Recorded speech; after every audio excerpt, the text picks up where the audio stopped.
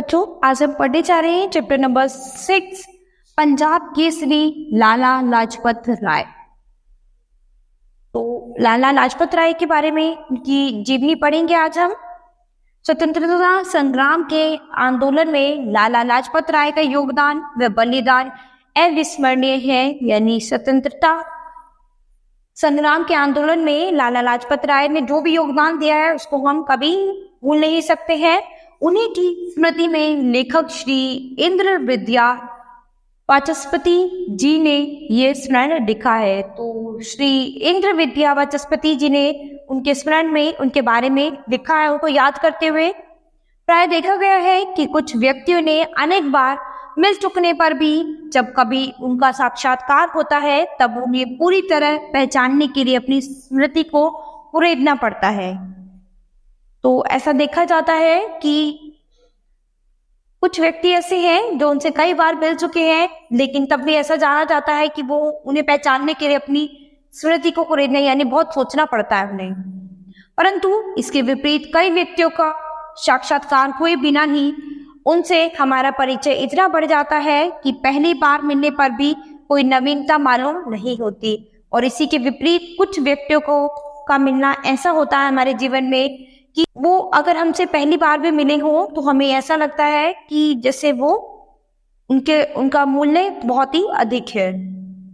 मुझे जीवन में साक्षात्कार के बिना पूर्ण परिचय के दो बहुत महत्वपूर्ण अनुभव हुए हैं। पहला अनुभव लाला लाजपत राय जी के संबंध में और दूसरा लोकमान्य तिलक के संबंध में। तो यहाँ पर जो लेखक हैं उनको जीवन में साक्षात्कार के बिना पूर्ण परिचय के दो बहुत महत्वपूर्ण अनुभव हुए हैं। एक तो लाला लाजपत राय जी के संबंध में और एक लोकमान्य तिलक जी के संबंध में। यद्यपि दोनों महापुरुषों के साक्षात दर्शन से पूर्व के परिचयों का रंग भिन्न भिन्न था, तो भी रंगों की गहराई एक सी थी। जब मुझे दोनों महापुरुषों के साक्षात दर्शन और निकट परिचय का सौभाग्य प्राप्त हुआ तो मैं उनका भक्त बन गया। तो जब इन दोनों महापुरुषों का दर्शन हुआ उन्हें लेखक को, तो वो उनके परिचय से उन्हें इतना सौभाग्य मिला और वे उनके भक्त बन गए। भक्त से मेरा अभिप्राय यह है कि मैंने उन्हें जितना बड़ा समझा था उससे भी बड़ा पाया। तो यानी यहाँ पर भक्त से अभिप्राय में ये है कि वो उन्हें जितना बड़ा समझते थे वो उससे भी और अधिक बड़े थे। मनुष्य चाहे बड़ा हो या छोटा, गुण और दोषों का उद्धार निर्दोष तो केवल ईश्वर है, परंतु जहाँ मूल रूप में गुण और आनुषंगिक रूप में दोष है वहाँ गुणों की ही प्रधानता हो जाती है। वास्तव में गुण ही भक्ति के मूल स्रोत हैं। यानी मनुष्य चाहे छोटा हो या बड़ा हो, सभी में गुण और दोष देखे जा सकते हैं, लेकिन जो गुण है वही भक्ति के मूल स्रोत हैं।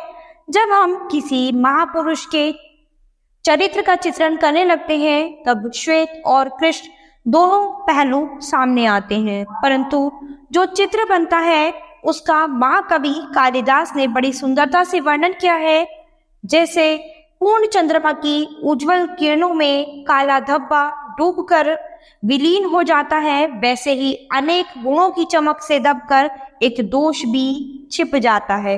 तो यहाँ पर महाकवि कालिदास ने सुंदर अपनी बातों एक बहुत ही सुंदर बात कही है।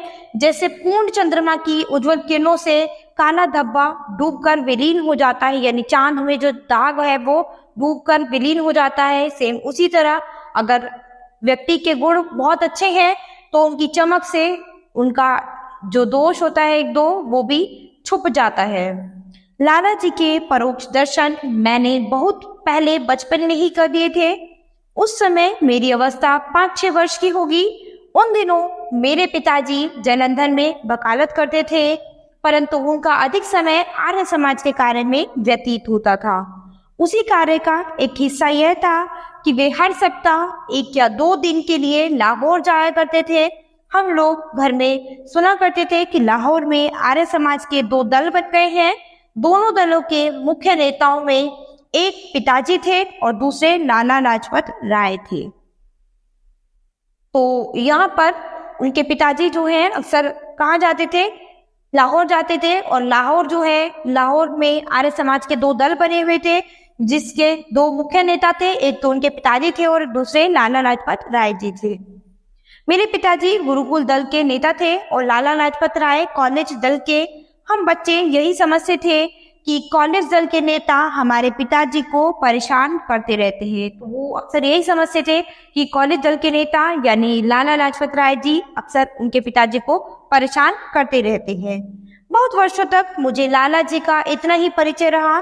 दलों का संघर्ष धीरे धीरे ठंडा पड़ गया और उसके साथ ही उस प्रकार का परिचय भी मध्यम पड़ गया। तो बहुत समय तक वो उनके दिमाग में यही सब रहा।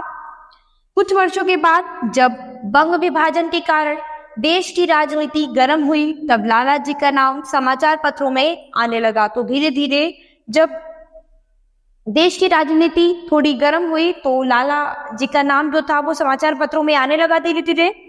उस समय मेरी अवस्था भी अधिक समझने योग्य ही हो गई थी। सरकार ने लाला जी के बढ़ते प्रभाव से घबराकर उन्हें निर्वासित कर दिया। वहां से लौटने पर जब वे विदेश गए तो उनके देश में आने पर प्रतिबंध लगा दिया। तो इस तरह से जब वो वहां से लौटकर विदेश गए तो वहां से वो अपने देश में जब वापस आ रहे थे तो उस पर प्रतिबंध लगा दिया गया था।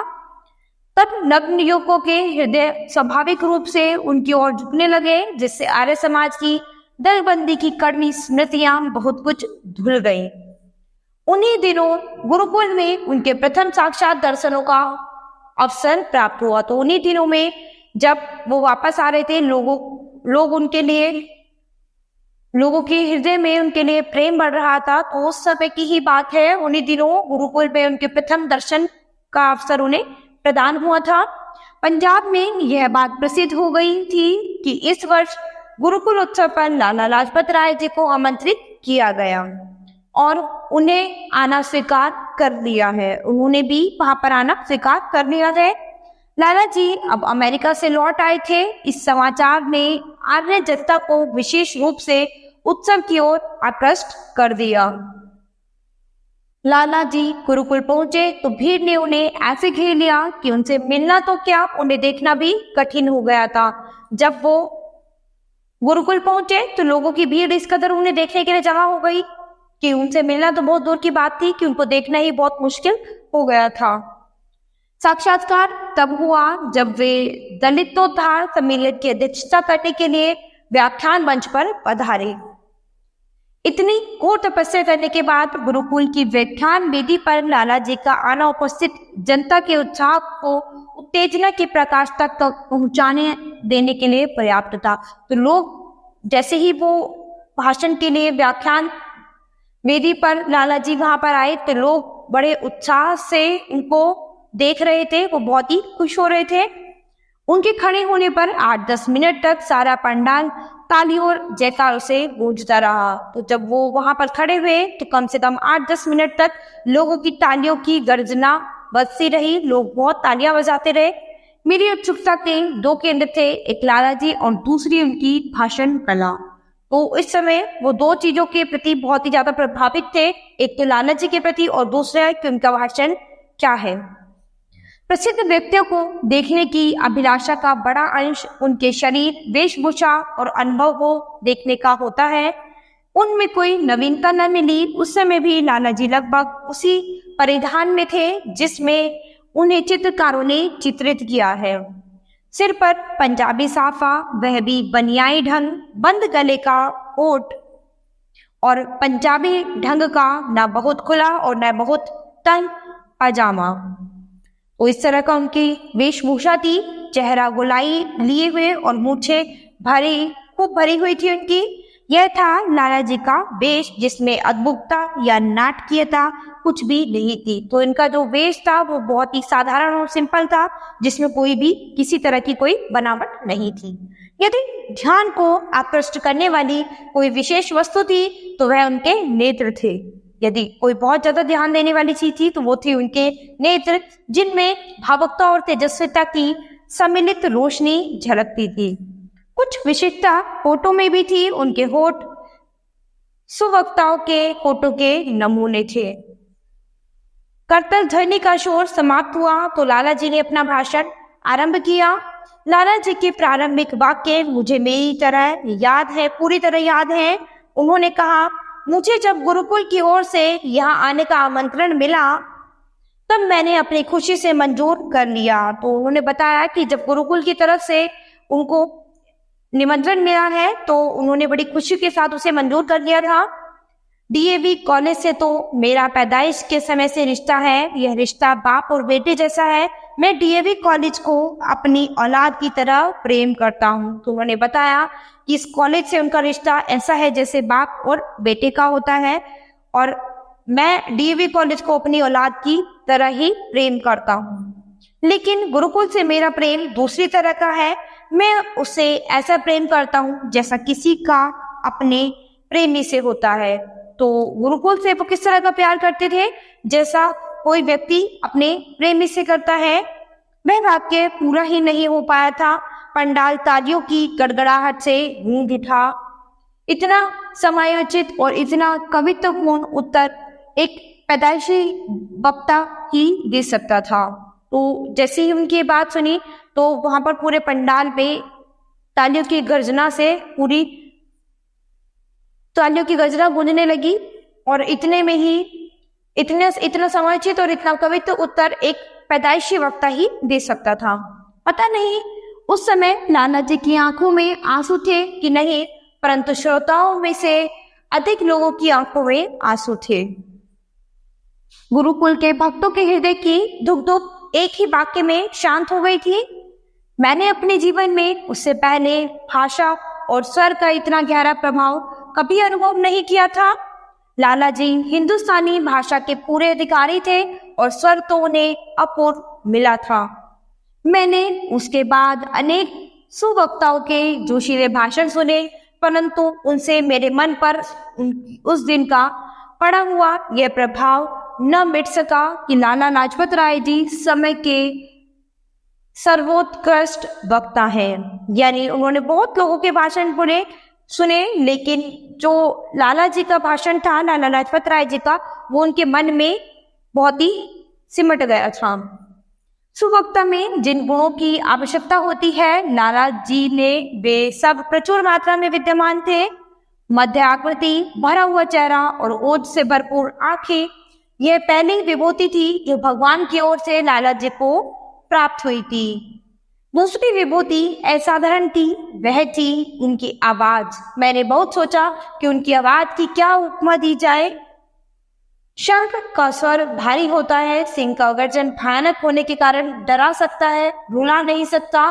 बाघ की ध्वनि में गरज नहीं होती। लाला जी के स्वर की निकटतम उपमा किसी कुशल धनुर्धारी के द्वारा प्रयुक्त धनुष की टंकार से दी जा सकती है। यानी उनकी जो स्वर की तुलना है वो एक किसी कुशल धनुर्धारी के धनुष की टंकार से की जा सकती है, जिसके उतार चढ़ाव उसके प्रयोक्ता के वंश में रहते हैं। यानी उनकी जो वाणी है वो अपने कंट्रोल में रहती है, उसका जो उतार चढ़ाव है वो उनके वश में रहता है। लाला जी का स्वर कर्कश न होते हुए भी तीव्र और ऊंचा था। यानी उनका जो स्वर था वो बहुत ही तीव्र और ऊंचा था। जब बहुत ऊंचा उठता था तब श्रोताओं के हृदय के आर पार हो जाता था।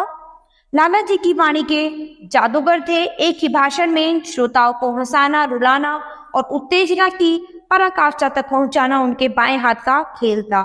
यानी जब वो बहुत ही ऊंचा बोलते थे तो श्रोताओं के हृदय जो थे वो आर पार हो जाते थे। उनकी वाणी में एक जादू था।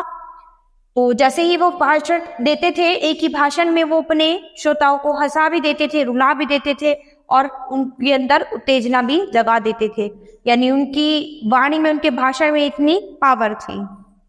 इन जन्म सिद्ध विभूतियों का लाला जी ने बहुत यत्नपूर्व संस्कार किया था। व्याख्यान देने की कला का उन्होंने कलाकारों की तरह अभ्यास किया था। परिणाम यह था कि वे अपने समय में हिंदुस्तान के सर्वोत्कृष्ट वक्ता थे। वो अपने समय में हिंदुस्तान के सर्वोत्कृष्ट वक्ता थे, बहुत अच्छे वक्ता थे। वो वक्ता के वाक्यों का प्रभाव बहुत सीमित होता है यदि उसके पीछे चरित्र और जनसेवा का बल न हो। केवल शब्द स्थायी और गहरा प्रभाव उत्पन्न नहीं कर सकते, यानी केवल शब्दों के माध्यम से आप किसी को अपना नहीं बना सकते, यानी उनके जो वाक्य हैं उनमें कुछ और भी होना चाहिए, यानी उनका वाक्यों का इंसान पर कोई प्रभाव पड़ना चाहिए। लाला जी के तानस्वर के पीछे लंबे त्याग, सेवा भाव और उन्नत चरित्र का बल था। जब वे शिक्षा समाप्त करके हिसार में वकालत करने लगे, तभी से उनकी प्रवृत्ति सार्वजनिक कार्यों की ओर अधिक थी। तो जब वो वकालत करने लगे थे हिसार में, तब से ही सार्वजनिक कार्यों में उनकी प्रवृत्ति धीरे धीरे बढ़ने लगी। जो जो उनका जीवन आगे बढ़ता गया, तो वह सार्वजनिक सेवा में होते गए। राजनीति में, धार्मिक क्षेत्र में, दीन दुखियों की सेवा करने में जहां भी उन्हें प्रवेश किया, कार्यकर्ताओं की अगली पंक्ति में आ गए। तो जहां भी वो देखते थे तो वहीं हर सेवा में वो जुट जाते थे। अपने तन, मन और धन का कोई भाव सेवा कार्य से बचाकर नहीं रखा, यानी उन्होंने तन से, मन से और धन से सभी प्रकार से हर तरह की जनता की सेवा की। ऐसा महान जीवन था जो लाला जी के तेजस्वी शब्दों को अमोघ वाणी की शक्ति प्रदान करता था। एक समय आया जब लाला जी और पंजाब एकार्थवाची हो गए। उस समय स्वाभाविक ही था कि देश भर में निर्विवाद रूप से लाला जी को पंजाब केसरी की उपाधि से भूषित किया। गुरुकुल में हुए साक्षात दर्शन के बाद कई वर्ष बीत गए, जिनमें मेरा लाला जी से विशेष संपर्क नहीं रहा। तो गुरुकुल में उनके दर्शन के बाद बहुत वर्ष बीत गए, लेकिन उनसे कोई मुलाकात नहीं हुई। 1926 में जब संपर्क हुआ, तब परिस्थितियों में बहुत परिवर्तन आ गया था। उस वर्ष धारा सभाओं के नए चुनाव होने वाले थे। कांग्रेस अपने उम्मीदवार खड़े कर रही थी। लाला जी, जो इससे पूर्व असेंबली में कांग्रेस के प्रतिनिधि बनकर रह गए थे, 1921 से 1925 तक होने वाले हिंदू मुस्लिम संघर्ष की घटनाओं से इतने विचलित हुए थे कि 1926 में होने वाले चुनाव के प्रसंग में कांग्रेस से अलग हो गए और पंडित मदन मोहन मालवीय जी के साथ मिलकर नेशनलिस्ट पार्टी द्वारा चुनाव लड़ने की तैयारी कर रहे थे। तो यहाँ पर वो अपने अलग चुनाव पार्टी तैयार कर रहे थे। लाला जी जैसे पुराने और प्रमुख कांग्रेसी का इस प्रकार कांग्रेस से अलग होकर नई पार्टी बनाना और कांग्रेस के विरोध में लड़ना देशवासियों को आश्चर्यजनक प्रतीत हुआ। तो सबको लगा कि ये इस तरह से अब पार्टी चेंज कर रहे हैं और कांग्रेस के विरोध में होकर ये लड़ेंगे। परंतु जो लोग लाला जी के स्वभाव को जानते थे, उन्हें कोई आश्चर्य नहीं हुआ। लाला जी में भावुकता की प्रधानता थी। उनके मस्तिष्क और हृदय में प्राय संघर्ष हो जाया करता था, यानी कभी कभी उनका मन जो कहता था और दिमाग जो कहता था वो अलग अलग होता था। तो इसी वजह से उनमें आपस में संघर्ष हो जाता था, यानी उनका मन कुछ और बोलता था और दिमाग कुछ और बोलता था। जैसा कि प्रत्येक व्यक्ति के जीवन में समय समय पर होता रहता है, यानी ये हम लोगों के साथ भी होता रहता है। कभी कभी हमारा मन कुछ गवाही देता है और हमारा दिमाग कुछ और बोलता है। लाला जी के अंदर जब ऐसा संघर्ष उग्र रूप धारण कर लेता था, तो उसमें जीत हृदय की होती थी। यानी इस तरह की जब चीजें उनके साथ होती थी, हृदय और मस्तिष्क के बीच जब कोई संघर्ष होता था, तो उस समय में उनके हृदय की जीत होती थी, यानी उनका जो मन कहता था, हृदय कहता था, वो बात वो स्वीकार करते थे। इस भावुकता ने लाला जी के हृदय को इतना प्रभावित कर दिया कि कुछ वर्ष पूर्व का गरम लाल नरम मालवीय जी के साथ मिलकर आम चुनाव लड़ने के लिए उद्यत हो गया। तो उसके बाद वो मालवीय जी के साथ मिलकर एक आम चुनाव लड़ने के लिए उद्यत तैयार हो गए थे। चुनाव के अवसर पर दिल्ली में भी कांग्रेस और नेशनलिस्ट पार्टी का जोरदार संघर्ष हुआ। मैं कांग्रेस का समर्थक था। लाला जी दिल्ली आकर पिताजी से मिले और उन पर जोर दिया कि मुझे नेशनलिस्ट पार्टी के उम्मीदवार के लिए कार्य करने का आदेश दे। लाला जी और पिताजी कोई काम अधूरे मन से करने के आदेश नहीं थे, यानी वो जो काम भी करते थे उसको पूरी तरह से पार करते थे। प्रातःकाल ही आदमी भेजकर मुझे पिताजी के निवास स्थान पर बुला लिया गया। तेज के संपादक लाला देशबंधु गुप्त उस वर्ष नेशनलिस्ट पार्टी के पक्ष में काम कर रहे थे। वे भी उस समय थे। पिताजी चुप रहे। लाला जी ने मुझे जो कुछ समझाया उसका अभिप्राय यह था कि इस समय प्रत्येक हिंदू का कर्तव्य यह है कि वह चुनाव में नेशनलिस्ट पार्टी की मदद करे। मेरे सामने धर्म संकट आ गया था क्योंकि वो कांग्रेस के समर्थक थे और यहाँ पर लाला जी जो थे वो उनको क्या बता रहे थे कि वो नेशनलिस्ट पार्टी का समर्थन करें।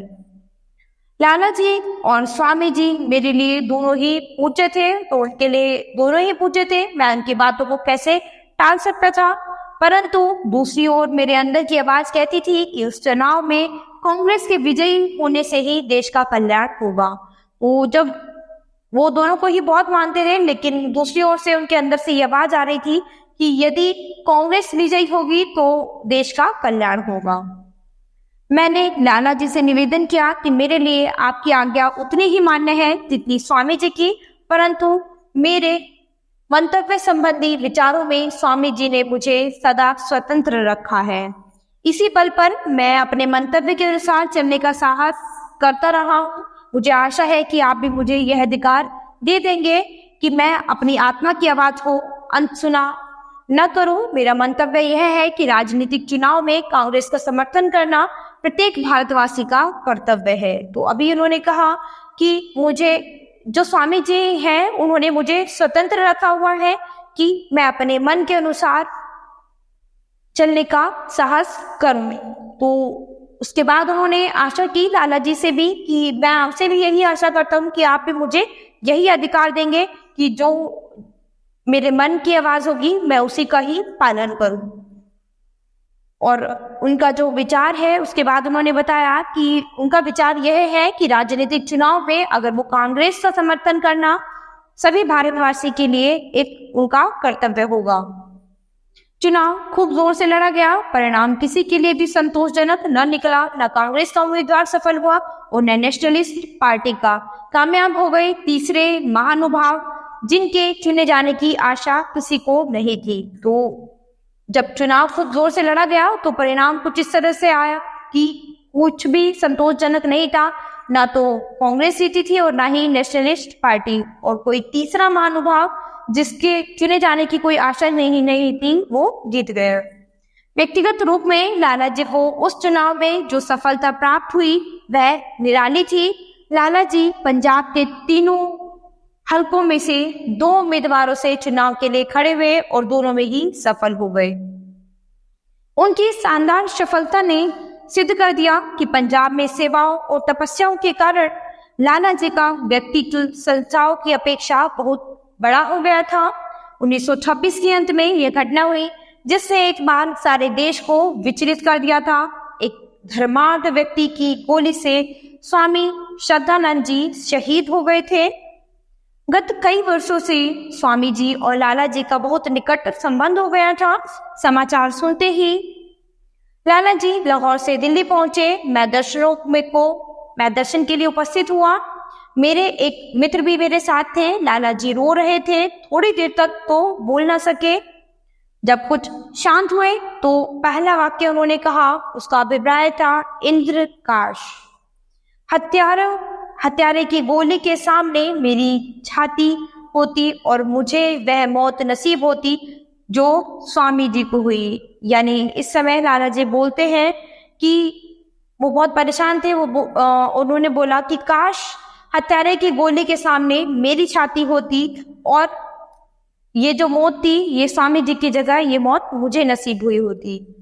उस वाक्य में लाला जी का सहृदयता से पूर्ण और शहादत की प्यासी अंतरात्मा बोल रही थी। यानी वो बहुत परेशान होकर उस समय ये बात बोल रहे थे। प्रभु ने कई वर्ष पीछे उनकी वह महत्वाकांक्षा पूरी कर दी। तो कुछ वर्षों बाद प्रभु ने उनकी यही महत्वाकांक्षा इच्छा जो थी वो पूरी कर दी। उन्हें भी वैसी ही मृत्यु मिली जिसके वे अधिकारी थे। लाहौर में साइमन आयोग के विरुद्ध जो जुलूस निकाला गया उसका नेतृत्व करते हुए पंजाब केसरी अत्याचारियों के प्रहार से आहत हुए और अपने पुण्य कर्मों के अनुसार वीर गति को प्राप्त हो गए। तो उस समय जब साइमन आयोग का विरुद्ध में जो जुलूस निकाला गया था तो उसका नेतृत्व जो लोग कर रहे थे पंजाब केसरी अत्याचारियों के प्रहार से उनकी मृत्यु हो गई। मुझे लाला जी के निधन के समाचार से ऐसा लगा मानो पिताजी को दूसरी बार शहादत प्राप्त हुई है। तो उनके निधन